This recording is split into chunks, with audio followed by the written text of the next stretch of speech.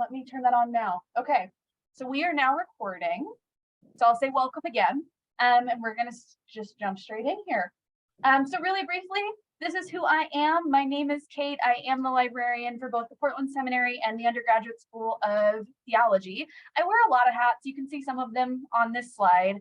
You can also see a photo of my beautiful husband and my rather dorky cat. I include my fire truck picture because before I came here, I worked at a public library. And I mentioned that to doctoral students because often when we're working one-on-one, I will make recommendations that you connect with your public library because they can do things for you and they want to help you. So that's what that's all about. If you want to know more about me, you can ask me later.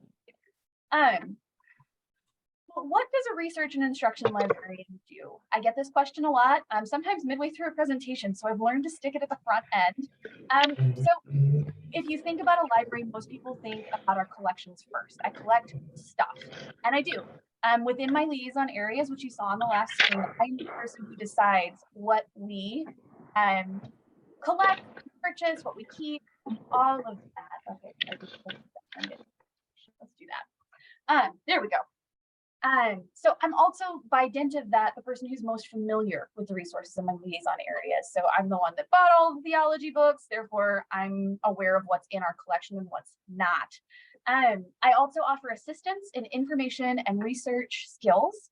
So you can see here, we've got this lovely new graphic that we're working on. This is how we conceive of information literacy. You could also think of it as like critical thinking. We are a teaching university. So you'll see down below, I don't do research for students, except in very, very rare cases where you're doing really weird questions. More often, what I'm going to do is say, hey, let's look at that together. Let's think that through. Let me offer my expertise in systems to pair against your expertise in ministry, in spiritual formation, in theology, whatever that is, or against your project advisor or faculty's expertise in this area. So that's sort of what I bring to the table, and that's the kind of answer that I'm going to give you when you ask for help with research, is like, let's figure out how to do that together. I do not expect students to become baby librarians. If you wanted to be a librarian, you would have gone to library school, not to seminary. But I do think it's useful for you to have a base level skill set in research, in knowing how to find things, especially in a Doctor of Ministry program, because you're likely going to have to do this sort of research again. So my goal is that you get enough skills to do what you need to do confidently, and you don't worry about anything else. Sound fair? Okay. Also, I love hearing from students. Like, I can't say that enough. I hope that that is communicated today in the workshop. You cannot ask me too many questions. It has happened twice in my career that I've had to tell somebody, hey, let's back up with the questions. Maybe you could answer that on your own. I promise I will tell you if you are sending me too much. It's very, very rare. So please reach out and ask me things. Tell me what you're doing. Tell me what you're working on. I became a librarian because I love learning new things. Okay. Oh, my buttons aren't working. There we go. So we're going to do a quick check-in. In the chat, can you please let me know which sheep is you today? Because we come to workshops like this with our whole selves, right? And sometimes we're sheep number 4 with the bucket. I'm a little bit there today. I will be honest. I was telling Lauren I had to adjust my computer. My neck is out of whack. Yeah, I'm with you, Chris. I'm here with 4. Oh, we got a 5. I like sleepy. Ooh, okay. I see that. I see that. Number 3. Okay. Okay, so we've got a little bit of a mix today. We've got some sleepy. We've got some excited and happy. Few of us identifying with this curly-haired sheep, number 3. Which sounds about right for November. We're at that part of the semester. I'm walking around campus and some of the other faculty are like, Kate, I don't want to be here. I love my students, but I just didn't want to be upright today. So we're all in that boat. If that's you, it's okay. We're going to get you where we can today. If you're really excited, I'm really excited too. Come share that with me sometime. All right, so today we have a set of goals, and please feel free to hold me to these. This is what we're going to do today. We're going to find and efficiently navigate that library website, the one that changed over the summer, to show you where everything is there. We're going to locate databases and research guides for doing research in your area. So we're going to show you where to find that. We're going to learn a little bit about offsite access to the library. It's a very complex topic, so I'm going to just get you started with some of those things. And then we're going to talk just briefly about how and when to connect with me. One thing I ask is, I love questions. If I go too fast, if I click on something and you're like, Kate, show me where you got that, please stop me and ask a question to clarify. However, if your question is not a clarifying question from something I just did, if you will hold on to it, we're going to do Q&A at the end. And I'm going to ask you to fill out a survey that tells me like, hey, did you actually get what you needed to? And there's going to be a spot in there to send me your questions as well. So lots of opportunities to send those in if I don't get to it in the presentation. But I've also found in orientation, students will stop me to ask a question I'm going to get to in like 2 or 3 slides. So, all right. Here's the thing about orientations. Inevitably, in order to cover everything you might need to know, it's a little bit like drinking from the fire hose. I have attempted to give you lots of pictures, lots of links to point you back to where you can find the information you need. Almost everything we cover today is going to be in the research guide for the portfolio, and I'll show you where that is. But I'm just going to tell you right up front, I'm going to go really fast. I'm going to go with a lot of information. So I'm so sorry, but ask me questions. All right, library website. 12 billion ways to find it. The actual URL is library.georgefox.edu. You can also Google us. I love Google. GFU Library comes right up. George Fox website, use that search function, library, comes right up. This is what it looks like. If you are a returning student, you might remember we used to have a big picture of the St. John's Bible, and there was sort of a central search box. We had some problems with that website. The George Fox website itself has updated and changed, so we are now in with the cool new styles, and I got a chance to get in here and try and make it a little more user-friendly. So if there are things that you don't like about this website, please let me know, because this is my baby. So let me know gently. But generally speaking, the 3 things I really want to make sure you see on the website at the very top is the menu. So we've got 3 things that are going to be useful for doctoral students. The borrow and renew section is information, policies, and also just like how-tos about borrowing the stuff that we own here or that we can get from other partner libraries. So that's where that is. You're going to take a book from us. Information on that lives in borrow and renew. Research help is that second one. That's where I live with my colleagues. So if you're trying to get a hold of a research and instruction librarian or our information, it's that second one. The last one I like to point out is the library accounts page. We used to have a library account button. Part of the update over the summer is our systems stopped talking to each other, which is just, I have really strong feelings about it, but unfortunately that's where we're at. So instead of a single button, you've got a page with 2 links, one for the library account that's here with George Fox and one for your interlibrary loan account. You may or may not ever use that second one, but that page explains what each one does and has a direct link to both accounts. So that's what that is. All right, this is a great time to be following along. If you are, this is at the top of the library page. Next, I'm going to ask you, if you're following, to scroll down the page until you're seeing this menu set up. This is about midway down, so you kind of have to scroll to get to it. We've given you, we know that not everybody knows what they need from the library website, but generally speaking, everybody knows how they relate to the university. So for most of you, you are off-campus students. So if you click on the nice big picture, you're going to get to this page. Again, this is just a resource. Everything on this page lives elsewhere on the website or in your resources. But if you have no idea where to start and you don't want to reach out to a librarian right away, you might try this page because we've tried to put most common issues here. Okay. Now I'm going to go a little bit more in depth in between the 2 sections we just looked at on the website. So the very top of the page and that set of menus is this quick links section. This is where the rubber meets the road for most of my graduate students. This is where we keep the bulk of our resources that you're going to need.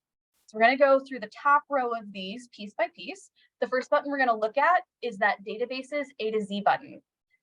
This page should look familiar if you're a returning student. We have not changed this system. We've just changed how you get to it.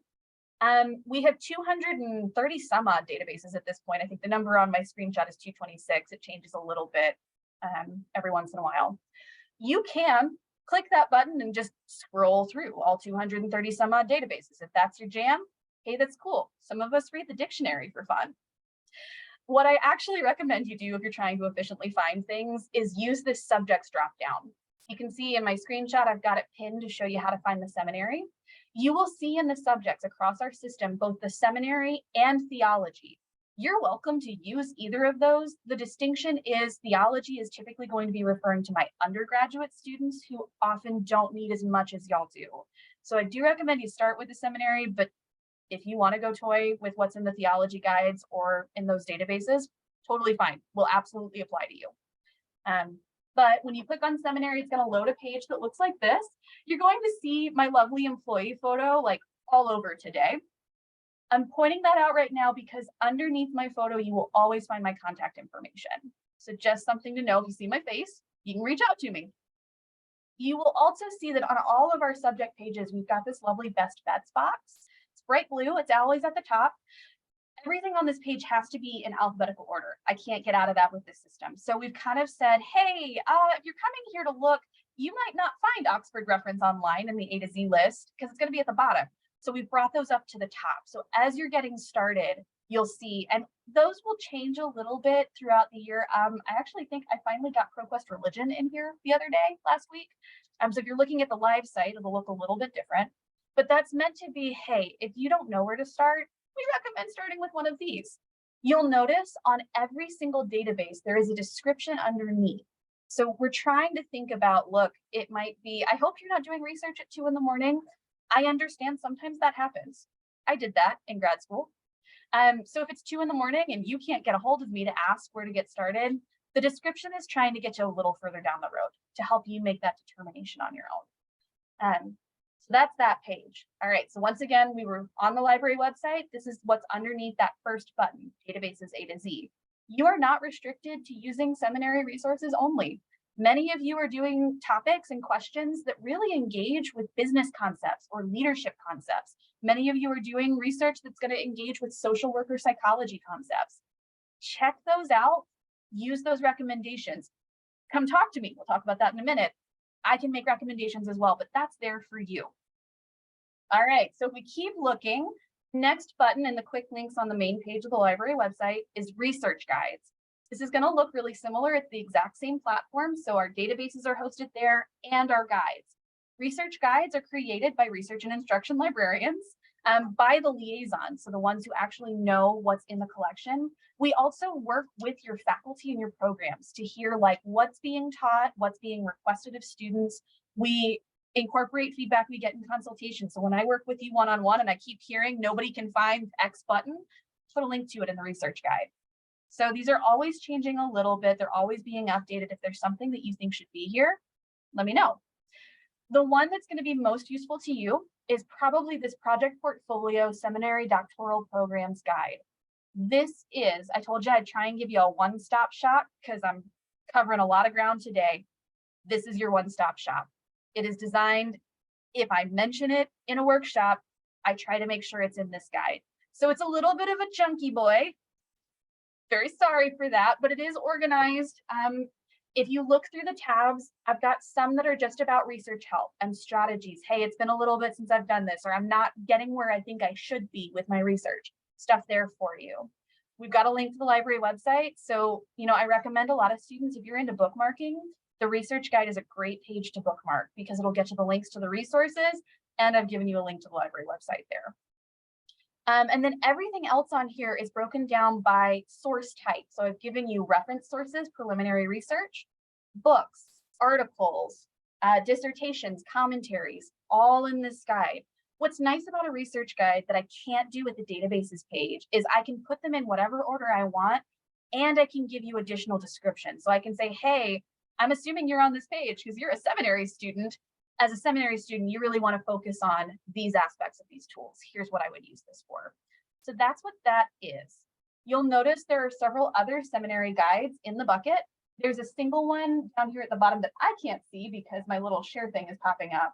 That's seminary research. It's very generic. There's a couple of really cool like open website stuff there that might be worth looking at. We keep that updated. I always ask the seminary to send me new stuff, so that's worth looking at for you. The biblical research guide is also nice. It's linked in the seminary guide, or in the portfolio guide, pardon me. But if you're looking for lexicons, commentaries, or reference, that's the one-stop shop for that. We kind of tried to pull all of that together because it can be hard to find. And again, just like with those databases, if you're doing something that pulls into a business topic, take a look at the business guides. If you're doing something that pulls into social work, which you can't see in my screenshot, go take a look at those social work guides for that sort of thing. All right. The last button in that quick links is the Ask a Librarian button. It's where I live. Not really. I actually had a kid at the public library where I worked who was completely convinced that I slept under the reference desk every night. It was a delightful sort of thing. I don't actually sleep under the button. But I pointed out there's a couple of reasons. One, you may not be able to tell it today, but I'm actually extremely introverted.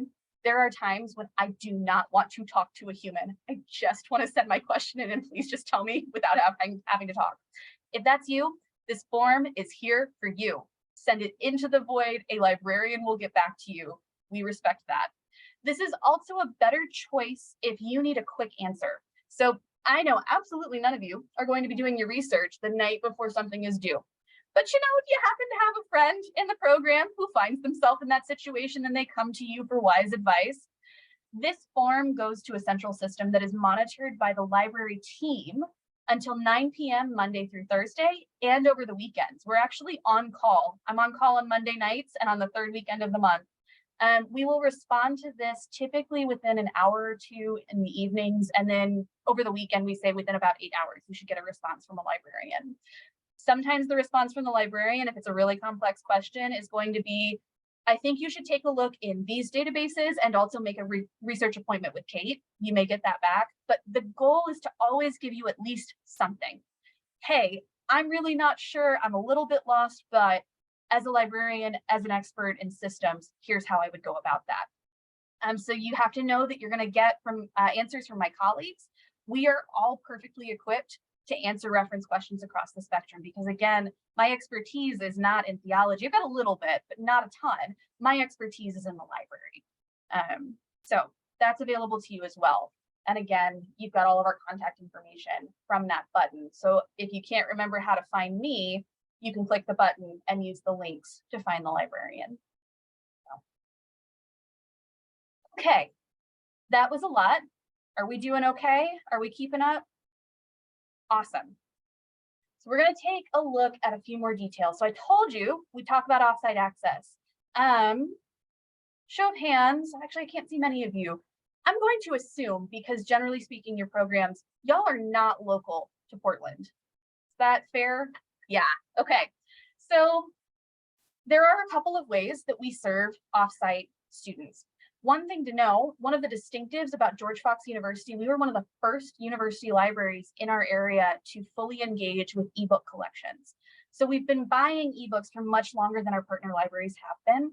In addition, when the seminary committed to this sort of nationwide, worldwide student base, we stopped buying print books. Well, that's not true. I still buy print books because I like them, but we started prioritizing buying ebooks. So there are 600,000 ebooks in our collection compared to 100,000 print books overhead. So we have print books, and that's good because there's still quite a bit in the world of theology and ministry that's just not digitally available. There's this weird bubble between like 1992 and like 2008, just doesn't exist online. We have print solutions, but your best bet for offsite research is always going to be to use our online resources. The best way to find those for your program is to use that project portfolio guide, because again, that's designed with you and your program and your needs in mind.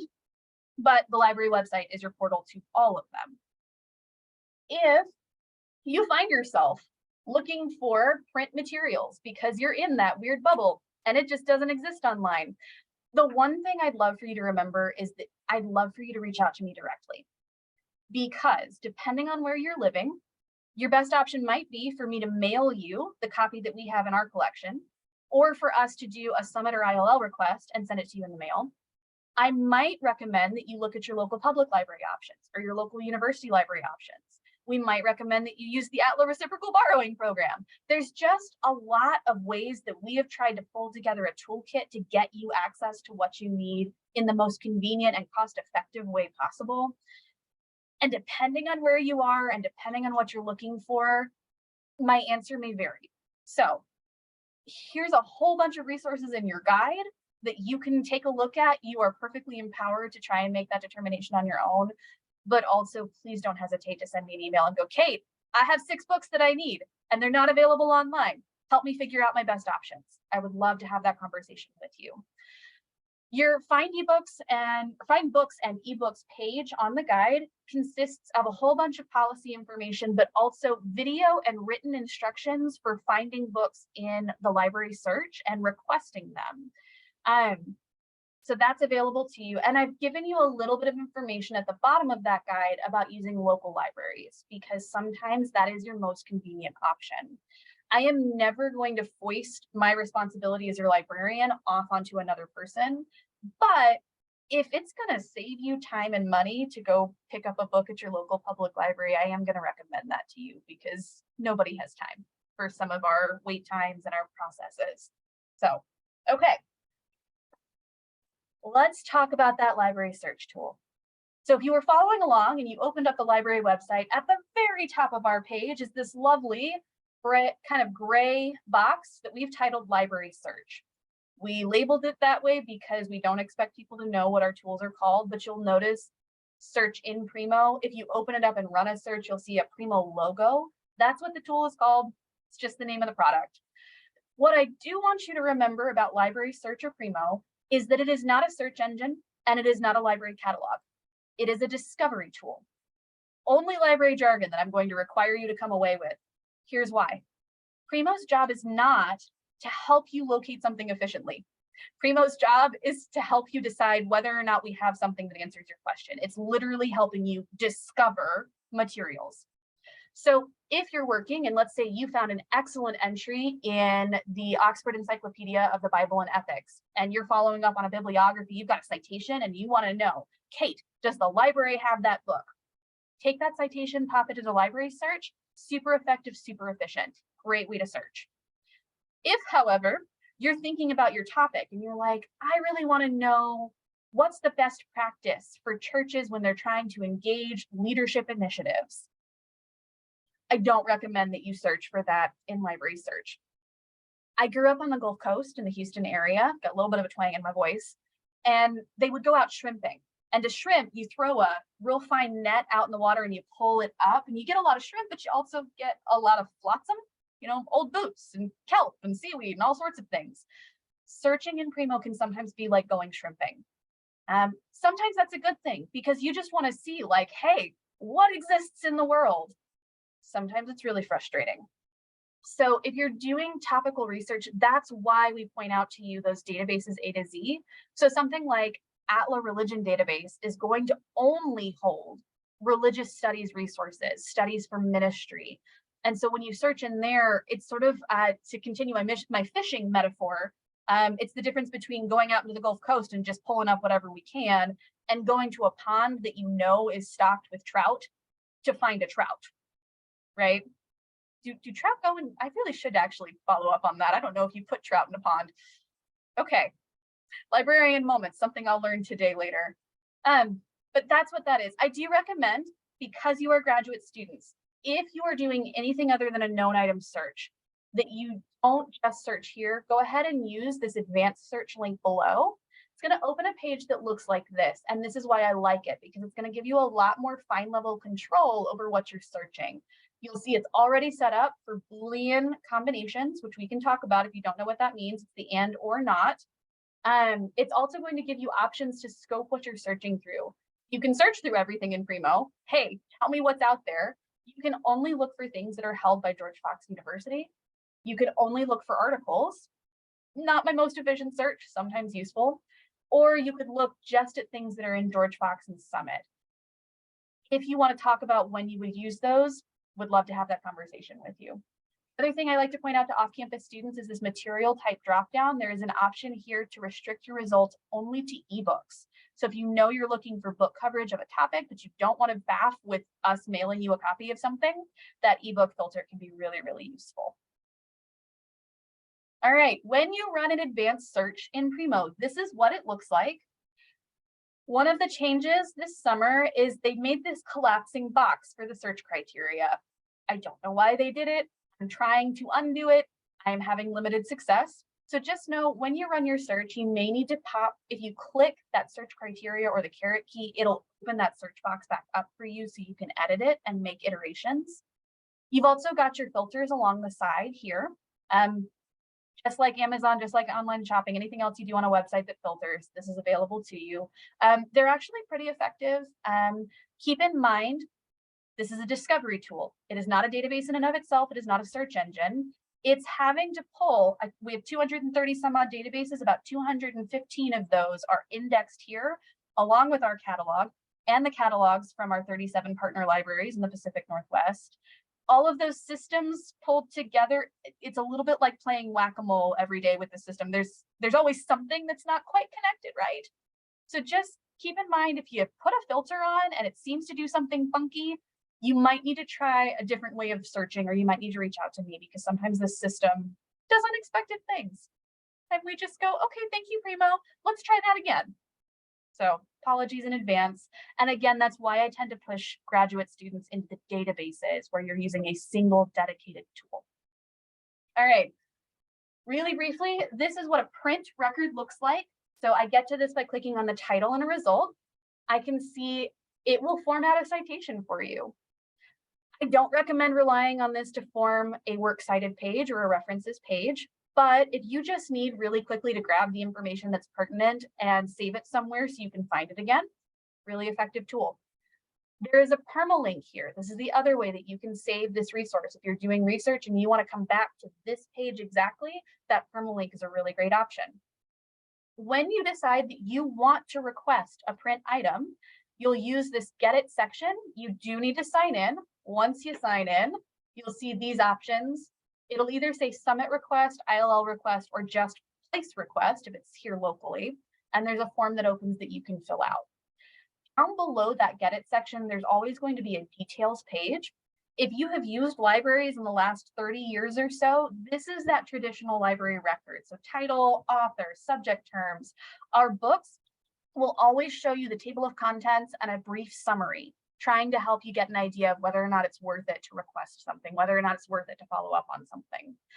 With print books, one thing to know, if you need something from us that's in our collection, if you don't need the whole book, you only need one chapter, you can request just the chapter from us. We'll scan it and send it to you digitally. There are some really heavy restrictions on how much I can send to you. So if you need more than one chapter, send me an email. We'll talk about what your options are, but know that that's available. Here's what our ebooks look like. So same thing, you click the link, it opens up the record like this. Instead of a Get It section, you're going to see a View Online section. It's not going to challenge you to log in to open this until you click the link. And then you may see the George Fox login screen if you haven't already taken care of that. Should open a page that looks something like this. If it's an EBSCO ebook, it's actually just going to drop you straight into the text. So that's the one sort of weirdness. With our ebooks, we do not purchase single user licenses. That's another thing that's unique about George Fox University. So if you use your public library system like Overdrive or Libby, and sometimes you have to wait for a book to come available, we don't do that here. We only buy unlimited access ebooks. So if you see an ebook on our catalog, it is immediately available to you at any point. Here's the caveat. Publishers don't love that. They suspect that we undercut their sales. A lot of research that says we don't. That's fine. We can disagree. Because they don't love the unlimited access, you'll find in records, you'll be limited in how much you can actually physically save of a book. So most of our ebooks, you can actually save chunks or chapters as PDFs. You can take them offline to work. So if you're going to be traveling or maybe you don't have super great Wi-Fi at home, you can take them offline. It's a little bit hairy. So what I recommend, if you are able to work online, I always recommend that you use that read online option because it's going to give you that unlimited access.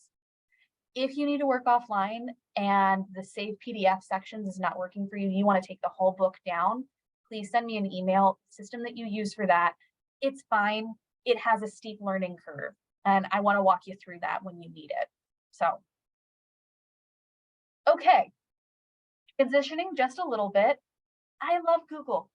I also love Google Scholar. For what y'all are doing, sometimes Google Scholar is a better tool because it's looking across lots of places. And sometimes it gets into corners that my library tools either don't get into or don't prioritize the same way.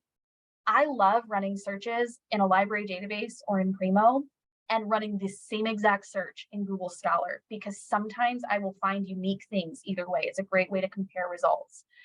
On your project portfolio research guide, if you find under the Find Articles section, there's a Google Scholar tab. There's a set of instructions here to connect Google Scholar to the library holdings. What that does makes these lovely links for you. If I look at this second option here, this is not an open source article. If you try and click the link here, you're going to hit a paywall. However, you can look for it here at George Fox. That's going to push you back into our discovery tool. It basically runs the search for you. What's lovely about that is if we have it, it's going to show you how you can get it. If we don't have it, it's going to give you a prefab link to put in an interlibrary loan request for the article. So it's a nice streamlined process. I love using this function with Google Scholar. This is another, if you're struggling with Primo, with the library search to find known items, so like you've got a citation and Primo is just not finding it, sometimes Google Scholar can do it for you. And then you use the George Fox link. Yes. Can you say one more time how you got that menu on the right-hand side? This here, yeah. So my instructions are on your research guide, the project portfolio one, under the Google Scholar tab. Yeah. It's pretty straightforward. It's basically that hamburger menu in the top. You go to settings and you turn on library links. But your step-by-step is here for you. Okay, so this is me telling you, please use Google Scholar if it works for you. But also, please don't use it without connecting it to the library. Y'all's tuition funds access to so much. Do not do your work without using our tools, please. Okay. I wanted to take a minute and just, again, highlight this is your one-stop shop. Here's the quick URL if you want to take a screenshot of that. It should be showing up if you open up Canvas and you go to any of your Doctor of Ministry or Doctor of Leadership and Global Perspective courses, there's a library resources option in the menu. So like you've got modules, you've got announcements, library resources should be showing up there. This guide should be populating if I have done everything correctly with the system. Lauren, if you hear that that's not happening, if you'll let me know, I'll make sure and fix it. Okay. So it's there for you there. It's also available the way we looked at today. So you go to the library website, click on the research guides button, go to the seminary, right there for you. And again, everything we talked about today should also be covered in this guide. So if you didn't grab a link, if you don't remember how I did something, hopefully it's there for you. All right, how do you get more help? I told you, every time you see my lovely employee photo, it's always followed by my email address. Here's that ask a question form if you just want to send it into the void. Totally get that. Or if you want to schedule an appointment with me. I offer research help appointments in 20-minute, 40-minute, and 60-minute lengths. Whatever works best for you. You click the button, you open up there's a URL that's attached to it sometimes that you'll see. It's going to show you every possible option on my calendar. I am religious about keeping my calendar up to date so that you can click on those with the confidence that you are not in imposition. It is available. You can take it. You fill out the form, you claim that time. You are on my calendar. We are set to meet. You'll get a reminder email from the system too, which is really nice. There's a spot in that form for you to tell me what you're working on. I do ask if you can let me know that you're a doctorate student in the seminary. That's really helpful for me to know. And then if you can give me a little bit of like, even if it's just, I'm kind of thinking about ministry topics, it's helpful for me to be in the right frame space. If you remember back to my introduction slide, I cover a lot of topics here at George Fox. And sometimes I go from like business to ministry to social work to science. And it's helpful if I can kind of have that in my mind ahead of time. That like, okay, at 12 o'clock, we're going to talk about ministry resources. So why would you reach out? When you're crafting a search strategy, so you've got your topic, but you're not sure how to efficiently find it with library resources. If you hit a snag in getting access to something, so that's like, I'm doing all of my searching and nothing's coming up. It's also, I clicked on the link and it did not open what I thought it was supposed to open. Please reach out for those. When you found something great and you want to find more like it, I can help you with that. When you can't find anything, I can help you with that. When you find way too much, you do a search and you're in Atla Religion and you get 12,000 results. It happens. We can talk about how to narrow that down to find what you're really actually looking for. And if you're not sure if you need help, or if you're not sure that the library helps with that, you're not going to offend me by asking me a question. I will tell you, if you send me an email and ask me to help you with your citation styles, I'm going to send you an email back going, hey, that's actually the Portland Writing Center, and here's how to make an appointment. So please just send the question and we'll get you either an answer or I will hand you off to the right person to help you out. Okay, I told you we drank from the fire hose today. Now is the chance for you to ask me questions.